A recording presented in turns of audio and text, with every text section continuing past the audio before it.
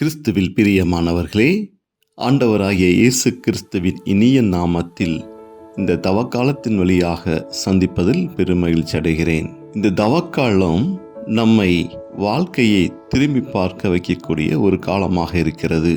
தவக்காலம் ஆண்டவரோடு இணைந்து ஜெபிப்பதற்கு ஒரு தயாரிப்பின் காலமாக இருக்கிறது. தவக்காலம் நம்மை சுத்திகரிக்கக்கூடிய ஒரு காலமாக இருக்கிறது. இந்த தவக்காலம் நாம் செய்த பாவ பலவீனங்களை நினைத்து மனம் மாறுகின்ற ஒரு காலமாக இருக்கிறது. இந்த தவக்காலம் ஆண்டவருடைய பாடுகளை தியானிக்கக்கூடிய ஒரு காலமாக இருக்கிறது. இந்த தவக்காலம் நிறைய பொருத்தனைகளை ஏற்று பொருத்தல் பண்ணி ஜெபிக்கின்ற ஒரு காலமாக இருக்கின்றது. அப்படியாக நிறைய காரியங்கள் ஆண்டவரை பற்றி மையப்படுத்தி நாம் அவருடைய பாடுகளிலும் வேதனைகளும் நம்மை துக்கப்படுத்தி நம்மை மனமாற்றத்திற்கு அழைக்கின்ற காலமாக இருக்கின்றது. இப்படியாக இந்த தவக்காலம் நம்மளுடைய வாழ்க்கையிலே ஒரு மாற்றத்தை கொடுக்கக்கூடிய ஒரு காலமாக நாம் பார்த்து கொண்டு இருக்கிறோம். வருடத்திற்கு ஒரு முறை நம்மை தயார்படுத்துகின்ற ஒரு காலம். வருடத்திற்கு ஒரு முறை நம் ஆண்டவரே தியானித்து பார்க்கக்கூடிய ஒரு காலமாக நாம் பார்க்கின்றோம். அன்பார்ந்தவர்களே, ஒரு கதையில் நாம் பார்க்கின்றோம். இந்த தவக்காலங்களிலே ஒரு குடும்பத்தில் அந்த மாதம் முழுவதும் நிறைய மாற்றங்கள் வீடுகளில் காணப்படுகிறது. அப்போது அந்த வீடுகளில் இருக்கக்கூடிய சிறுவனானவன் பெற்றோரிடம் பார்த்து கேட்கிறான், அம்மா, ஏன் இந்த நாட்களிலே நீங்கள் வீடுகளெல்லாம் சுத்தம் செய்து வீடே ஒரு அமைதியான சூழலுக்கு நீங்கள் கொண்டு வந்திருக்கிறீர்கள்? எப்போ பார்த்தாலும் வீடுகளிலே ஒரே ஆராதனை சத்தங்கள் கேட்டுக்கொண்டு இருக்கிறது. அதிக நேரம் ஒவ்வொருவரும் நீங்கள் பிரேயரில் ஈடுபட்டு கொண்டு இருக்கிறீர்கள். உணவுகள் அருந்தாமல் ஒருத்தல் இருந்து கொண்டு இருக்கிறோம். ஏன் இந்த நாட்களிலே இப்படியாக நீங்கள் செயல்பட்டு கொண்டு இருக்கிறீர்கள்? என்ன காரணம் என்று அவன் பெற்றோரிடம் அவன் கேட்கிறான். அப்போது அந்த தாயானவள் கூறுகிறார், இந்த ஒரு மாதம் ஆண்டவர் நமக்காக இரத்தம் சிந்தி சிலுவையிலே அறையப்பட்டு நமக்காக பாடுகளையும் வேதனைகளையும் ஏற்ற காலம். இந்த தவக்காலம் வருடத்திற்கு ஒரு முறை வருகிறது. அதற்காக நாம் இந்த நாட்களை ஆண்டவருக்காக ஒப்பு கொடுக்கிறோம். அதனால தான் இப்படியான ஒருத்தல்களை நம்ம ஈடுபட்டு கொண்டு இருக்கிறோம். நீ கொஞ்சம் காலம் பொறுத்துக்கொள். இந்த 40 நாட்கள் கழிந்த பின்பு நாம் பழைய நிலைமைக்கு நாம் திரும்பி விடுவோம். அப்போது உன்னுடைய தேவைகள், உன்னுடைய உணவு காரியங்கள் எல்லாம் நாம் பார்த்து கொள்ளலாம்.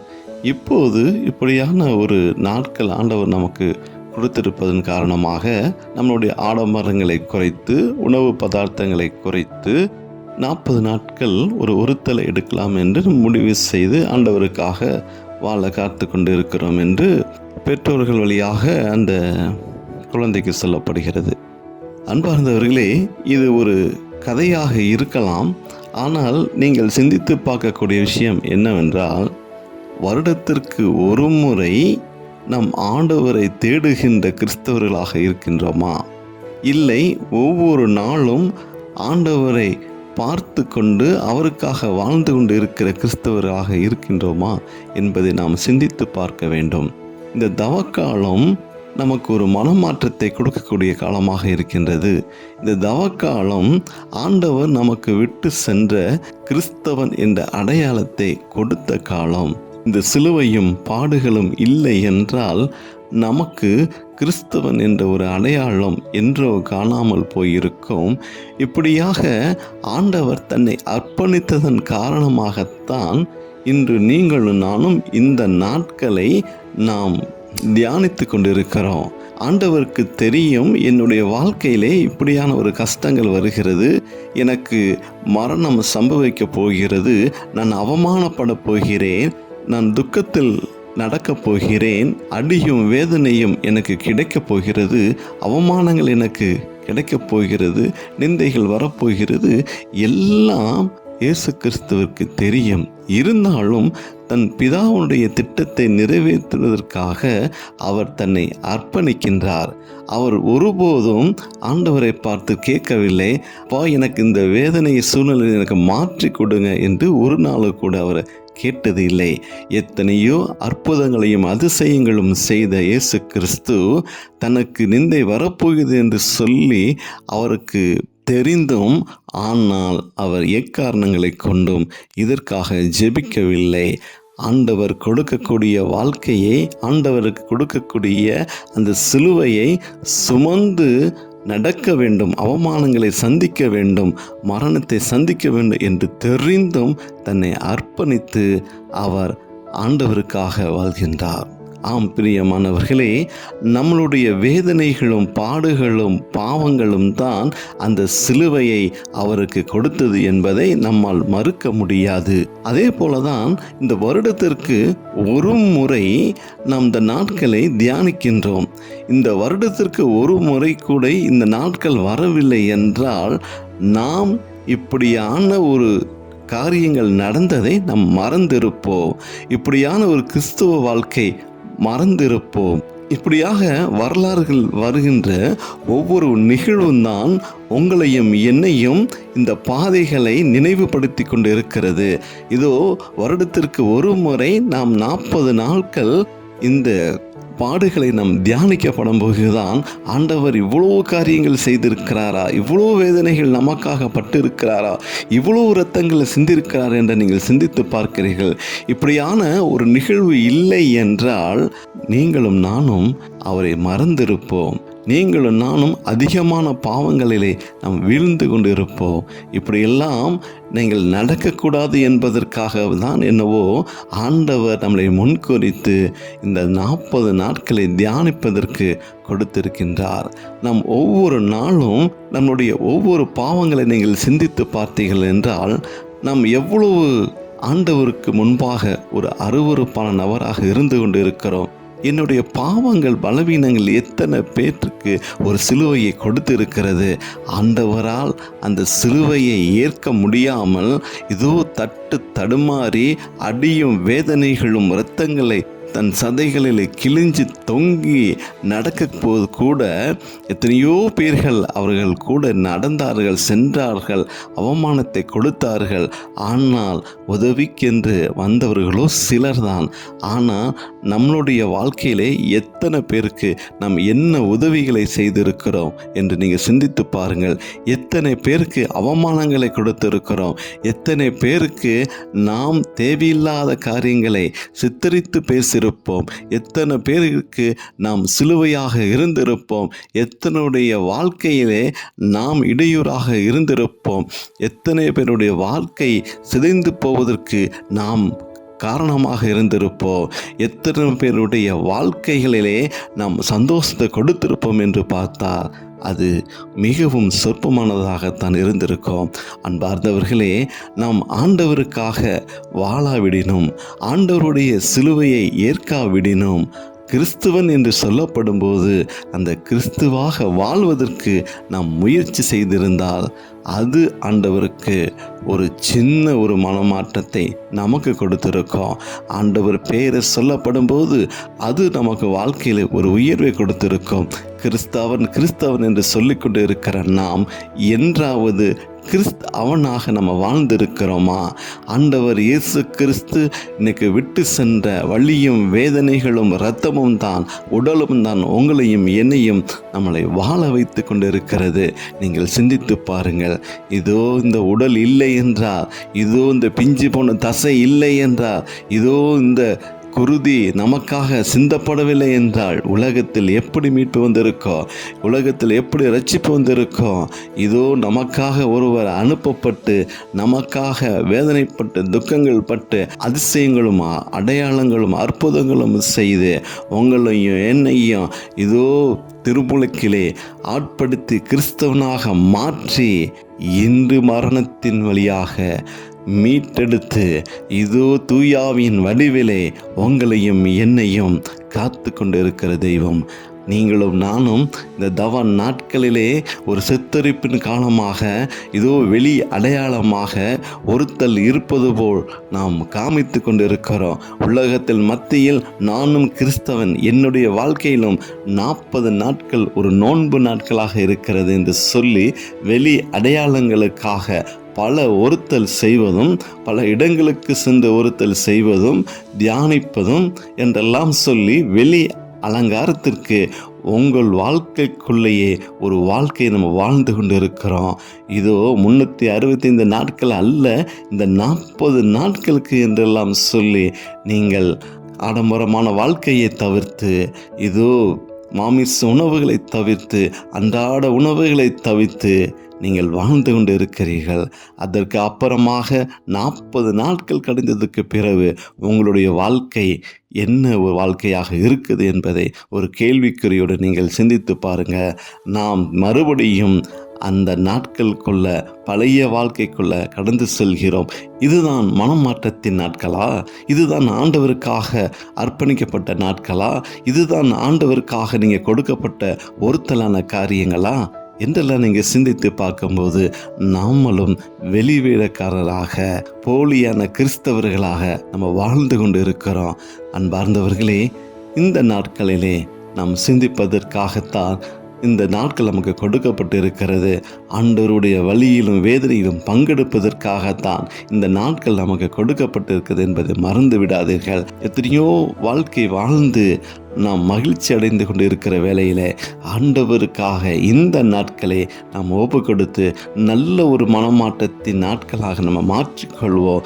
நமக்காக கொடுக்கப்பட்டதால் இந்த பாவ மன்னிப்பினுடைய காலம், நமக்காக கொடுக்கப்பட்டதான் இயேசுனுடைய பாடுகளில் பங்கெடுக்கக்கூடிய காலம், நமக்காக கொடுக்கப்பட்டதான் அவரை தியானிக்கக்கூடிய ஒரு காலம்.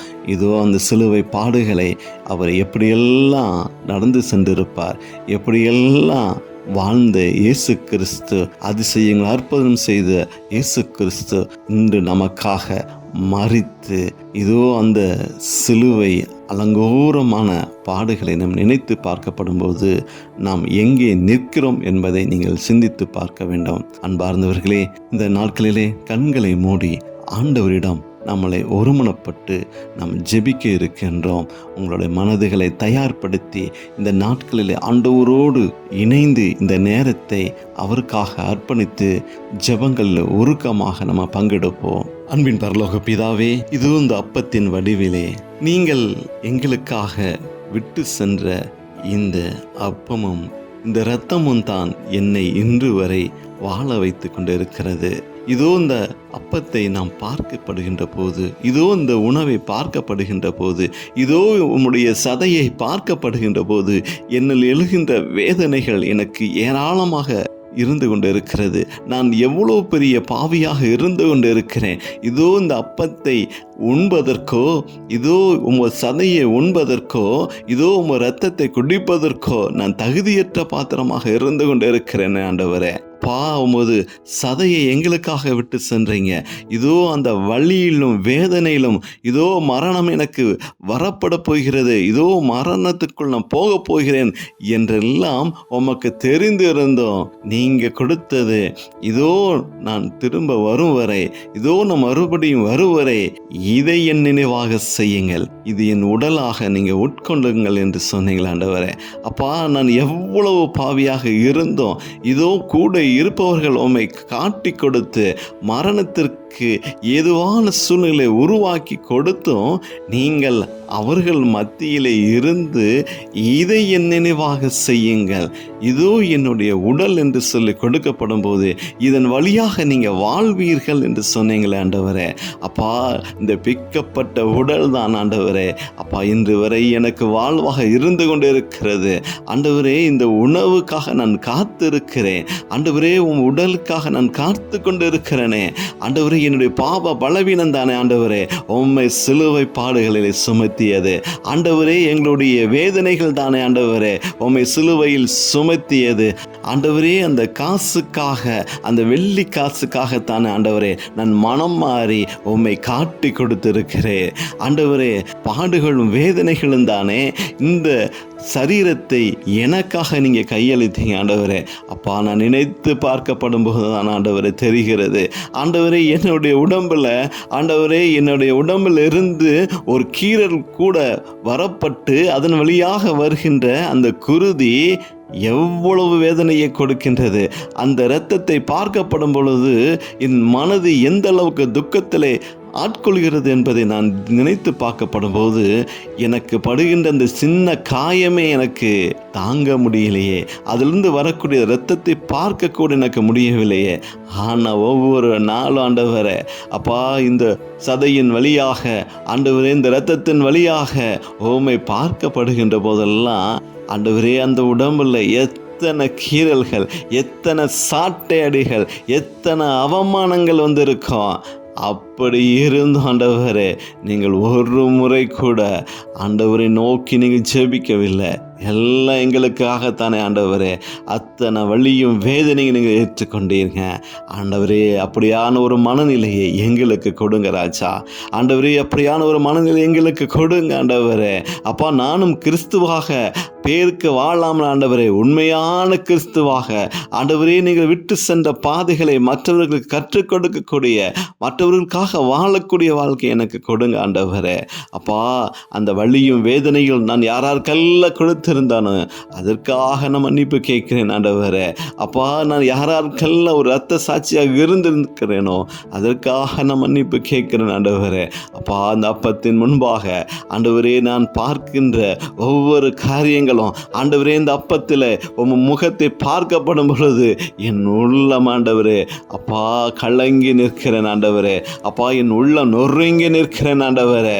ஆண்டவரே, என் கண்களிலே அப்பா பார்க்கப்படும் போது ஆண்டவரே, இங்கே தெரிவது ஒரு வெள்ளையான அப்பம் இல்லை ஆண்டவரே.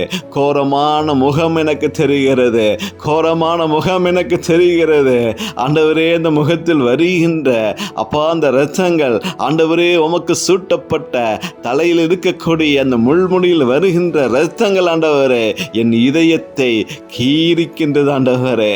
அப்பா, என் இதயத்தை கீறிக்கின்றது ஆண்டவரே. இதோ நான் போலியான கிறிஸ்தவனாக வாழ்ந்து கொண்டு இருக்கிறேனே, தவக்கால கிறிஸ்தவனாக வாழ்ந்து கொண்டு இருக்கிறேனே. அப்பா, என்னை நான் ஒரு முறை ஆண்டவரே மன்னித்து கொள்ளுங்க ராஜா. ஆண்டவரே, ஒரு முறை என்னை மன்னித்து கொள்ளுங்க. இப்படியான பாவ பலவீனங்கள் நாங்கள் செய்ய போவதில்லை என்று சொல்லி இந்த நாட்களை நான் முடிவு செய்கிறேன் ஆண்டவரே. வரக்கூடிய ஆண்டவரே, இந்த 40 நாட்கள் ஒவ்வொரு நாட்கள் அல்ல ஆண்டவரே, 365 நாட்களும் நாங்கள் உமக்காக ஊழியம் செய்யக்கூடிய பிள்ளைகளாக ஆண்டவரே, உம்மை ஏற்று வாழக்கூடிய பிள்ளைகளாக ஆண்டவரே, உமது இரத்தமும் சதையும் என் உள்ளத்தில் இருப்பதை உணரக்கூடிய பிள்ளைகளாக ஆண்டவரே, இந்த நற்கரணை இருக்க வேண்டும் என்பதற்காக நான் ஜெபிக்கிறேன் ஆண்டவரே.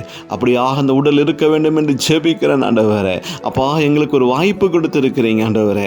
அப்பா, நான் வாழ்கின்ற ஆண்டவரே இந்த நாட்களிலே இப்படியான உங்கள் பாடுகளை வேதனையும் சிந்திப்பதற்கு ஒரு வாய்ப்பை கொடுத்ததற்காக நான் நன்றி செலுத்துகிறேன் ஆண்டவரே. அப்பா, உம்மை நோக்கி ஜெபிக்கிறேன் ஆண்டவரே. அப்பா, அந்த சிலுவையை என் வாழ்க்கையில கொடுங்க ராஜா. ஆண்டவரே, அந்த சிலுவையை என் மேல் இறக்கி வைங்க ராஜா. அந்த பாடுகளை நான் சுமக்கிறேன் ஆண்டவரே. எத்தனையோ பேருக்கு எத்தனையோ வேதனைகளும் பாடுகளும் இருந்தாலும் ஆண்டவரே, நான் அந்த துக்கங்களை பங்கேற்க வேண்டும். நான் அவருடைய பாடுகளை தோள் கொடுக்கக்கூடிய ஆண்டவரே, நான் அவர்களுடைய வேதனைகளிலே பங்கெடுக்கக்கூடியவனாக அப்படியான கிறிஸ்தவனாக வாழ்வதற்கு எனக்கு ஒரு அடையாளத்தை கொடுங்க ராஜா. அப்பா, எனக்கு சுமக்கக்கூடிய அப்பா உடலில் தெம்பை கொடுங்க ராஜா. ஆண்டவரே, எனக்கு கண்ணீர் வேண்டாம் ஆண்டவரே. மற்றவருடைய பாடுகளும் சிலுவைகளும் என் மேல் நான் ஏற்றுக்கொள்கிறேன் ஆண்டவரே. மற்றவருடைய பாடுகளையும் சிலுவைகள் நான் ஏற்றுக்கொள்கிறேன் ஆண்டவரே. அப்பா, நீங்கள் எத்தனையோ பேருடைய சுமைகளை நீங்கள் சுமந்து சென்று தடுமாறி தூக்க முடியாத அளவுக்கு கரடு முரடான பாதைகளை நீங்கள் நடந்து சென்று ஆண்டவரே, கல்வருக்கு மத்தியில் நீங்கள் நிறுத்தப்பட்டீங்களா ஆண்டவரே. இதோ இந்த உலகம் முழுவதும் ஆண்டவரே கல்வர் கூட்டமாக இருந்து கொண்டு இருக்கிறது. பொய்யான மாயமான சூழல் நிறைந்த உலகமாக இருந்து கொண்டு இருக்கிறது. யாரை நம்புவது, யாரோடு இணைந்து வாழ்வது, யாருக்காக வாழ்வது என்றெல்லாம் தெரியாமல் நாங்கள் இருந்து கொண்டு இருக்கிறோம். நாம் பார்ப்பது எல்லாம் ஆண்டவரே, நான் ஜீவித்து கொண்டு இருக்கிறது எல்லாம் ஆண்டவரே, அப்பா உமது உடல் தானே ஆண்டவரே, உமது இரத்தம் தானே இம்மட்டுமாக ஜீவித்து கொடுத்து இம்மட்டுமாக என்னை நடத்தி கொண்டு இருப்பது உம்மது ரத்தமும் உம்மது உடல் தானே ஆண்டவரே. அப்பா, அந்த நேரத்தில் நினைத்து பார்க்கிறேன். அப்பா, அந்த நேரத்தில் நினைத்து பார்க்கிறேன் ராஜா, நான் எங்கே நிற்கிறேன் என்று சொல்லி. ஆண்டவரே, ஒவ்வொரு நாளும் நான் உம்மை உட்கொண்டு ருசித்து ஆனாலும் பாவ வாழ்க்கையில் வாழ்ந்து கொண்டு இருக்கிறேன். நீர் என் உள்ளத்தில் இருப்பதை உணராமல் நீர் வாழ்வது இந்த உள்ளத்தில் தான் என்பதை நான் அறியாமல், இதோ உமது ஆலயம் என் உடல், இதோ உமது ஆலயம் எனது உள்ளம் என்பதை தெரியாமல் நான் வாழ்ந்து கொண்டு இருக்கிறேன் ஆண்டவரே. இதோ இந்த ஆலயத்துக்குள்ள நீங்க குடியிருக்கிறீங்க. இந்த ஆலயத்தை தான் அதிசயங்கள் அற்புதம் நடந்து கொண்டு இருப்பதை நான் உணராமல் இருந்திருக்கிறேன் ஆண்டவரே. என்னை மன்னித்து ஏற்றுக்கொள்ளுங்க ஆண்டவரே. இந்த நாட்களிலே இந்த கூடுகளை இணைந்து பார்க்கின்ற ஒவ்வொரு பிள்ளைகளும் தேவன் ஆசீர்வதிக்க வேண்டுமா கூடி ஜெபிக்கிறோம் ஆண்டவரே. அப்பா, நாங்கள் வழி மாறி போய் ஆடுகளாக இருந்தாலும் இந்த நாட்களிலே உமது கரத்தில் இருக்கக்கூடிய ஆடுகளாக நாங்கள் இருக்கிறோம் ஆண்டவரே. நாங்கள் எல்லாத்தையும் ஒப்பு கொடுத்து ஜெபிக்கிறோம் ஆண்டவரே. இந்த ஆடுகளை தேவன்தாம் நீங்கள் பாதுகாக்க வேண்டுமா கூடி ஜெபிக்கிறோம். ஒவ்வொரு ஆடுகளும் எவ்வளவு முக்கியம் என்பது எங்களுக்கு தெரியும் ஆண்டவரே.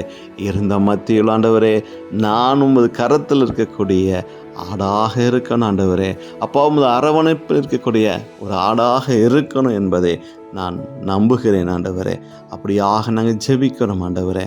பிள்ளைகளுக்கு எல்லா ஒரு ஆசீர்வாதங்களை நீங்கள் கட்டளிடுவீராக ஆண்டவரே. முந்தைய நாட்கள் வாழ்ந்த வாழ்க்கை வேற, இந்த தவ நாட்களிலே இப்படியான சிந்தனைகளிலே இப்படியான இந்த நற்கரணை வழியாக ஆண்டவர் எங்களுக்கு விட்டு சென்ற வாழ்க்கையை நாங்கள் வாழ கடமைப்பட்டு இருக்கிறோம் ஆண்டவரே. அப்போதான் ஆண்டவரே அர்த்தமான வாழ்க்கையாக இருக்கும். நீங்கள் திரும்ப வரும் வரை என் நினைவாக செய்யுங்கள் என்று சொன்னீங்களே ஆண்டவரே. அப்பா, இந்த அப்பமும் ரசம்தான் என்னை வாழ வைத்து கொண்டு இருக்கிறது. இந்த அப்பமும் ரசம்தான் என்னை உயிர்த்தல வைத்து கொண்டு இருக்கிறது. இதோ உயிர்ப்பு நாளை நாங்கள் தேடிக்கொண்டு இருப்பதல்ல ஆண்டவரே. ஆண்டவரே, உமது உடலையும் இரத்தத்தையும் நாங்கள் பருகின்ற போது எனக்கு ஒவ்வொரு நாளும் ஒரு உயிர்ப்பு நாளாகத்தான் இருந்து கொண்டு இருக்கிறது. ஆனால் நான் பாவியாக இல்லாமல் ஆண்டவரே பரிசுத்தவனாக வாழ்வதற்கு தேவன் இந்த நாட்களை எனக்கு அடையாளப்படுத்தியதற்காக நன்றி செலுத்துகிறேன். இந்த தவ முயற்சிகளில் ஈடுபட்டு இருக்கிற ஒவ்வொருவரையும் தேவன் நிறைவாக ஆசீர்வதிக்க வேண்டுமாய் இயேசுவின் நாமத்தில் ஜெபிக்கிறோம் நல்ல பிதாவே. ஆமேன்.